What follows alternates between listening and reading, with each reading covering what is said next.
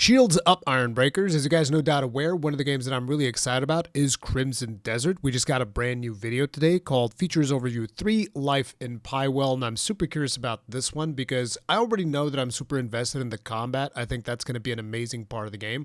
I am, however, very curious as to what they're doing with the open world because the two gameplay sessions that we've had were vertical slices with like specific quests that you were supposed to be doing. So in here, I'm hoping they give us a couple more details about side quests and stuff like that. We already know there's also an in-depth crafting system, gathering of materials, and all of that stuff, what was shown in previous videos. But I'm just super curious and excited about it, and I want to check this one out. So without any further ado, let's jump right into the video and see what's going on.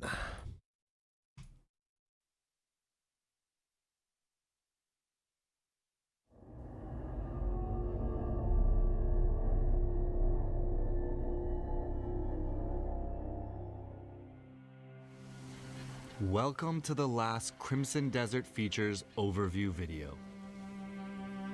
Game looks Pywell gorgeous. isn't just a continent of battles and exploration. It's a world where many of the smaller moments also shape your journey and make up your day-to-day life. In our final video of this feature series, we'll be taking a broader look at life in Pywell.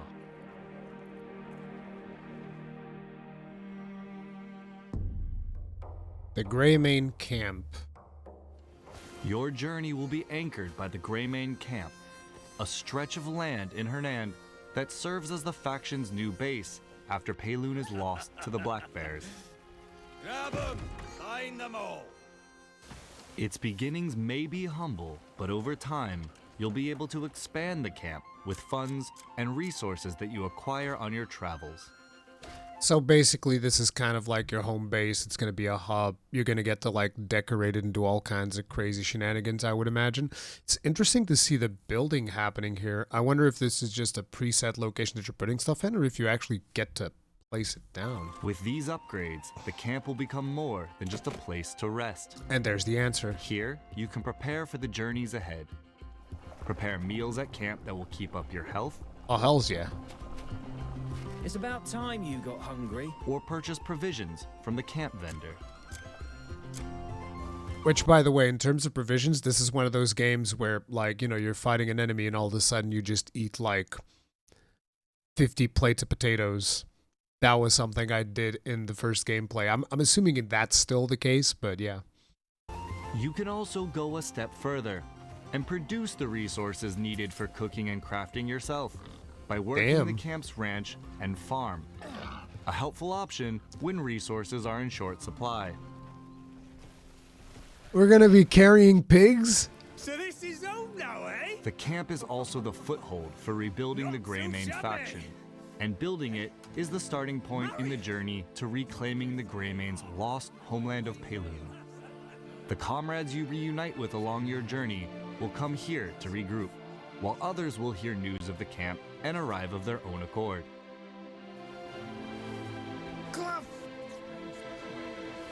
These Greymanes can take on several roles. Free They can be sword. dispatched to locations across Pywell where missions can be found.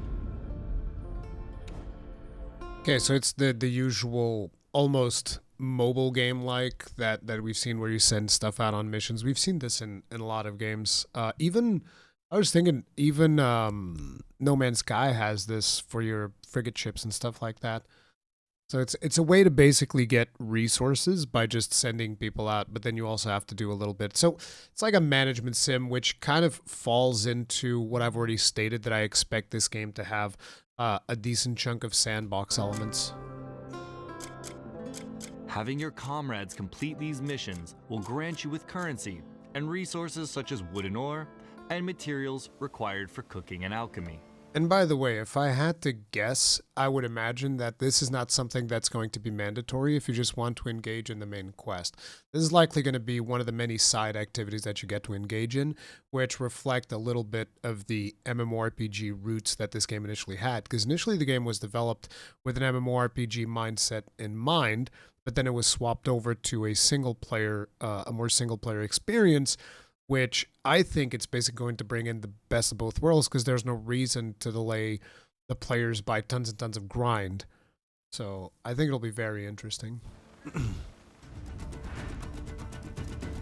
Greymanes can also be dispatched to blockaded locations and help to whittle down enemy ranks even while you're in other parts of Pywell. Oh, so you can send people out on missions here, and then if you happen to go there, maybe you would encounter them? That'd be cool.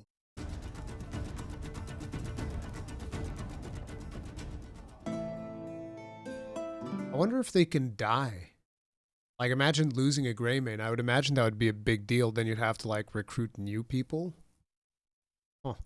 Towns, cities, and beyond.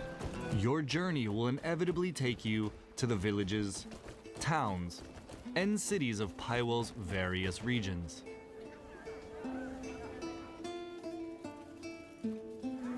Here, shops and vendors offer everything from daily provisions to a range of equipment and materials. A blacksmith can forge a new weapon to replace the one you've carried since Hernan, while a tailor ensures you're properly outfitted for the journeys ahead. Oh, your wardrobe tells your story. But commerce is only one part of life. I'll do the same for you someday. This is for you. Good health to you. You can sell... My words of praise must seem shallow. There are residents here who are in need of someone to hear their requests. Some may need protection from bandits. Others may ask you to deliver goods or help track down a missing person. These stories unfold alongside the region's larger tales, offering a glimpse into the everyday lives of those who live in Pywell. So these would have been like side quests in the original design of the game, and they just like enabled you to do them. The thing is, I wonder, what do you get out of doing them? Because like at the end of the day, you're going to be an important faction leader. Does it make sense for you to go help Timmy get his cat down from the tree? Spend a little time in these locations and soak in the atmosphere. Maybe they work kind of like the quests in Red Dead, which were dynamic, you know, because you're doing a lot of stuff for the gang and whatnot, and then all of a sudden you run into somebody being kidnapped in the middle of the road or something like that. Meet residents, both good and bad. Oh, he Catch stole from whispers us. of rumors from the locals, or engage in lighter diversions along the way. Minigames. Terrible manners. Is he Just be stealing? mindful of the law. Harmful actions can turn residents and guards hostile, Whoa. making travel more difficult as you're forced to fight your way through, pay fines, or even serve time in jail. Beyond the towns and cities, you'll also encounter people and come upon locations that draw you into new adventures. Like a town hidden away, home to some unusual residents. I don't think.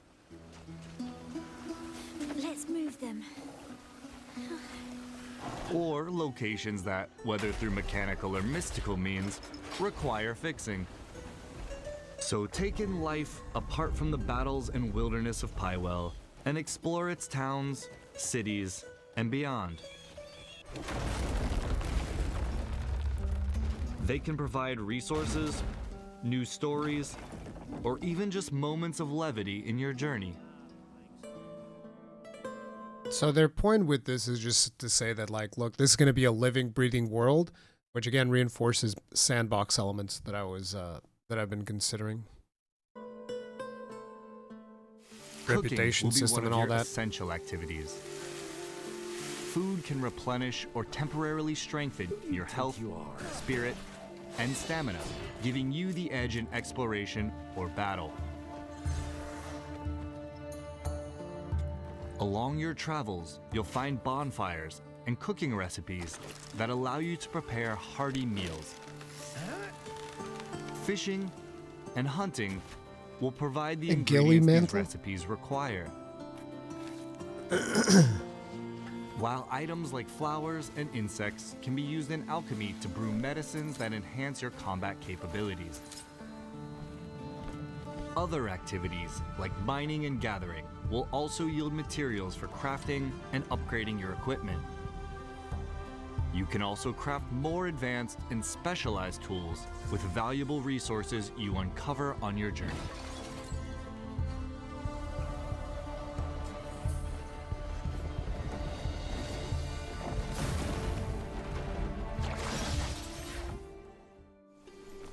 Shaping your daily life in Pywell also extends to customizing your character. Hey. At camp, you can adjust hairstyles and tattoos, as well as your outfits using dyes. A wide variety of dyes can be discovered throughout the world or So at brewed least through there's a alchemy. little bit So of experiment with the different color little bit of combinations customization. available.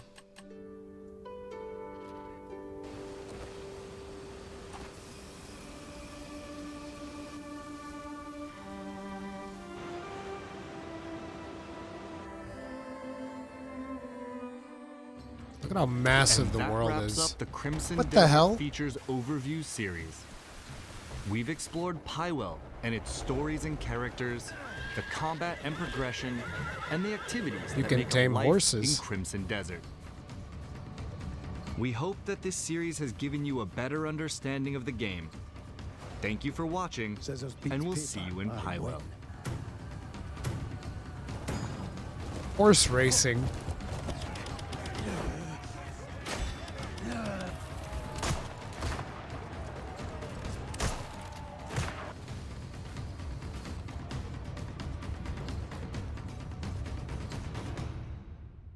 This game is going to have so much friggin' content. It's looking awesome. I'm super excited to jump in.